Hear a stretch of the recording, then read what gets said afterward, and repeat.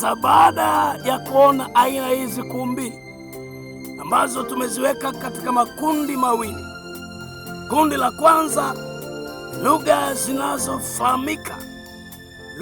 zinazofahamika, lakini kundi la pili lugha ambazo hazifahamiki. Kwa lugha rahisi, lugha zinazofahamika zinaitwa lugha za wanadamu, lakini lugha ambazo hazifahamiki zinaitwa lugha za malaika au lugha za mbinguni, lugha za ulimwengu usiokuwa wa dunia, lugha za siri, lugha ambazo zimebeba fumbo ndani yake. Bwana Yesu asifiwe. Haleluya. Sasa naomba niseme jambo moja ambalo Roho wa Mungu ananielekeza nikueleze siku ya leo. Naomba nikurudishe nyuma sasa kidogo. Unakumbuka pale mwanzo tulisoma kitabu kile ambacho kinasema ya kwamba kwa sababu yeye anenaye kwa lugha na aombe apewe kufasiri. Maana nikiomba kwa lugha, naomba nianze mstari wa 12 kitabu cha Wakorintho wa kwanza sura ya 14 mstari wa 12. Hivyo hivyo na ninyi, kwa kuwa mnatamani sana kuwa watu wenye karama za Roho, takeni kwamba mzidi sana kuwa nazo ili kulijenga kanisa. Lakini mstari wa 10 alianza kusema ziko sauti za namna nyingi duniani, wala hakuna moja isiyo na maana. Basi nisipojua maana ya ile sauti, nitakuwa mjinga kwake yeye anenaye.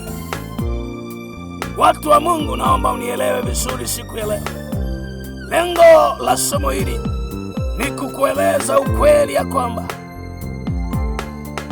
hakuna sauti isiyokuwa na maana.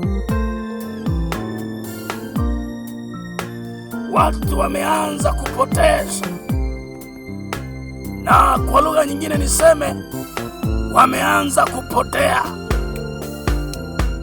na kwa sababu ya kuiga, kwa sababu ya uharibifu, leo hii watu wameanza kuanguka katika uongo na maigizo ya kujinenesha kwa lugha.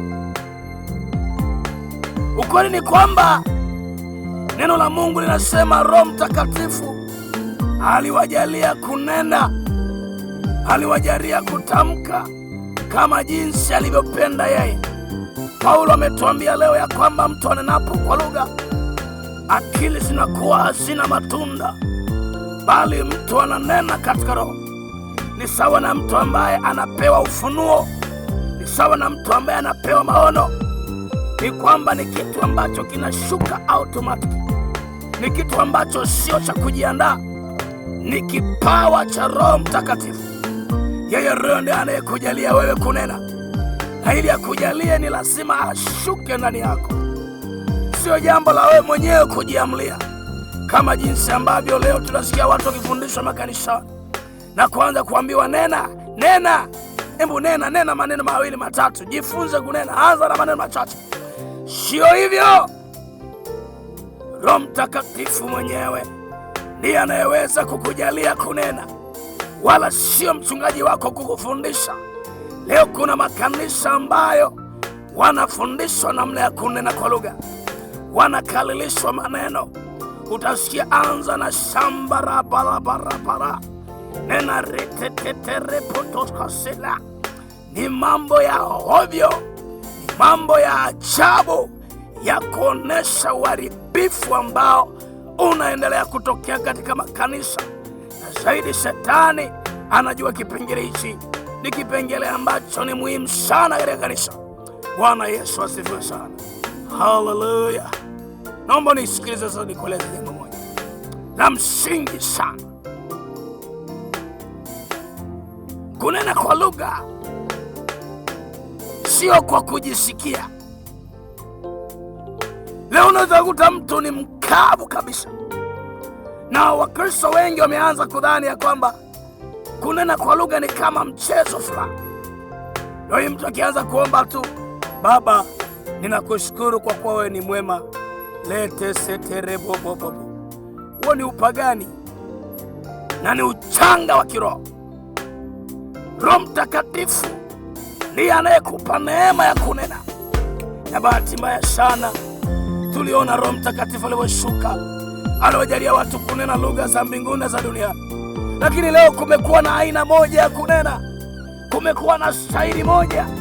Hiyo yote inaonesha watu wanakariri, watu wanazoea. Na ukikariri ni lazima kitu kitajirudia kile kile. Huo ndio uharibifu wa kukariri. Na ili tu kuonesha kwamba kuna kukariri, angalia watu wanavyonena. Mambo ni yale yale anavyonena Joni na anavyonena Aslata na anavyonena Zubeda, wote wanafanana, ni tetetetetete. Kila mtu akinena leo ni tetetetetete. Wanaishi Roho Mtakatifu ni matete.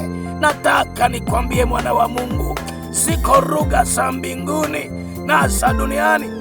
Leo hiyo huwezi ukasikia Mbembe ananena Kisukuma, hauwezi ukasikia Msukuma ananena Kibembe, au Mchaga ananena Kihaya, au Muhaya ananena Kijaluo. Ni kwa sababu watu wamekalili, hawataki kumpa nafasi Roho Mtakatifu. Mwaka iliyopita siku moja nimekaa naomba, nasikia kiindi kinakuja kuneneshwa. Roho Mtakatifu anashusha kiindi, mpaka nami nikaogopa, nikaanza kuogopa. Nasikia inakuja automatiki. Nataka nikueleze kwamba Roho Mtakatifu ndiye anayetujalia kunena, mtu wa Mungu. Yeye anakuongoza. Leo hii watu wakavu, watu wakame, lakini ukuta mtu akianza kuomba tu anaanza kujinenesha mwenyewe, jambo ambalo limepunguza nguvu ya Mungu ndani ya kanisa na ndani ya watumishi wetu. Bwana Yesu atusaidie sana, watu wa Mungu. Bwana Yesu atusaidie sana.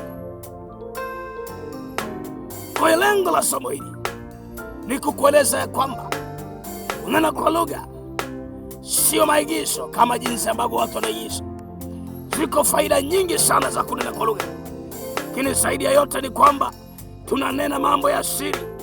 Ziko siri ambazo Mungu anatupatia kupitia kunena kwa lugha, lakini Roho Mtakatifu tuombea tunaponena kwa lugha. Kuna wakati tumekosa maneno ya